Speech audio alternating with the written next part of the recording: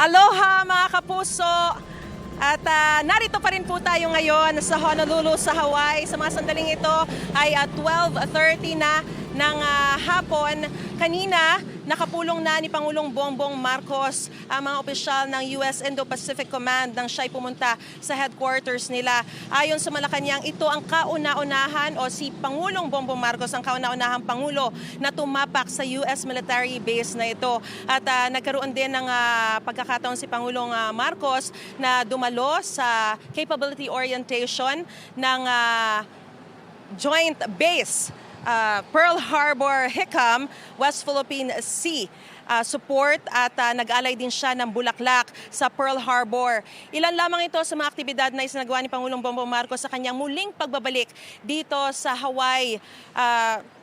Pagkatapos nga ng kanilang exile, mahigit 3 dekada na ang nakalilipas. Pero bago niyan, kagabi nagkaroon ng pagkakataon si Pangulong Bongbong Marcos na bigyang pugay ang mga kababayan nating kumupkup sa kanila sa loob ng kanilang halos 6 na taong pagkaka-exile.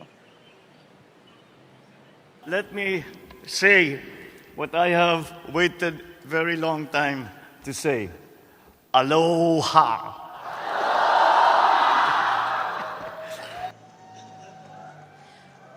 Humarap sa Filipino community si Pangulong Bongbong Marcos sa muli niyang pagbabalik dito sa Hawaii. Kung karaniwan ay pinakikilala muna ni Pangulong Marcos ang kanyang gabinete sa Filipino community, sa pagkakataong ito, ang mga Pinoy, ang buong pagmamalaki niyang ipinakilala sa kanyang gabinete. These are the people who kept body and soul together of the Marcos family. People do not believe it. They do not quite believe it. But we landed here with nothing. Silang nagpapakain sa amin, pati yung mga appliance doon sa Makiki silang nagdadala. At pagka kami nalulungkot, sila ang nagpapasaya sa amin. Kaya hindi ko makakalimutan.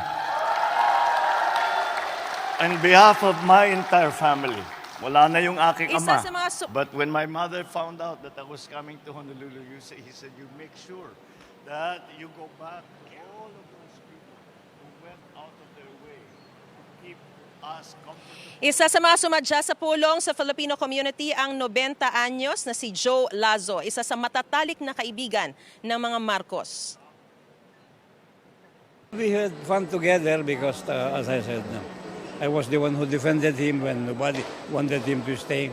And everybody was against him. I was beside Marcos when he passed away. We called Bongbong because Bongbong was in San Francisco area. Then he came. Then when Bongbong arrived, he said, Daddy, nandito na ako. Then after the Bongbong said that, then he passed away. Ang dating Presidential Security Command ni Marcos Sr. naroon din. Maging ang kanilang mga kababayan sa Sarat, Ilocos Norte na sa Hawaii na naninirahan. Lahat ng mga Pilipino rito, lalo-lalo na sa aming mga taga Ilocos Norte at sa Sarat dahil doon ipinanganak si Apo Lakay. Napakasaya namin mga Ilocano dahil may isang Marcos na naman na babalik sa pagka-presidente.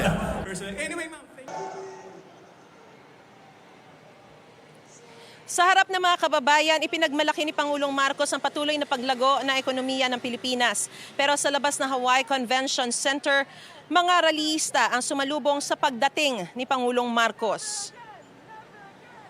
He will not get aloha from the Filipino community. Hindi po kami nakalimot na hindi po namin nalimutan yung ginawa ng pamilya nila. And we want to also show him na he can't just like come here thinking na he's above the law. No justice has been served. They would think na Hawaii is a bulwark of the Marcoses, and which is probably what he thinks. Para dito! Dito! Ito ay pinulong din ng Pangulo ang Filipino community sa Los Angeles, California, kung saan kinilala niya ang malaki nilang kontribusyon sa ekonomiya, partikular sa pagpapadala ng mga remittances. Pinasyalan din niya ang headquarters ng SpaceX para sa potensyal ng pagpapalawig ng internet connectivity sa ating bansa. Kagabi rin, mga kapuso, ay nagkaroon ng pagkakataon si Pangulong Bongbong Marcos na pulungin ang mga sa pamamagitan ng Zoom meeting ang Department of National Defense, ang Department of Social Welfare and Development, pati na rin ang Office of Civil Defense at nagbigay siya ng direktiba kaugnay sa nangyaring lindol dyan sa atin sa Pilipinas. Siniguro niyang tuloy-tuloy ang magiging pagbibigay ng relief o tulong sa mga nabiktima at pinasisiguro niyang may tatama ang kumakalat na maling impormasyon kaugnay sa umano'y tsunami. Mamaya naman mga kapuso ay dadalo si Pangulong Bongbong Marcos sa roundtable meeting sa Daniel Inouye Asia Pacific Center for Security Studies at magkakaroon din siya ng kapihan sa media. Ngayong araw din tutulak pabalik ng bansa si Pangulong Bongbong Marcos matapos ang kanyang pagbisita dito sa Amerika. So yan muna ang pinakasariwang balita mula pa rin dito sa Honolulu sa Hawaii. Balik sa inyo dyan sa studio. Mga kapuso, para una ka sa mga balita, mag-subscribe sa GMA Integrated News sa YouTube. Sa mga kapuso abroad, subaybayan niyo po kami sa GMA Pinoy TV at sa www.gmanews.tv.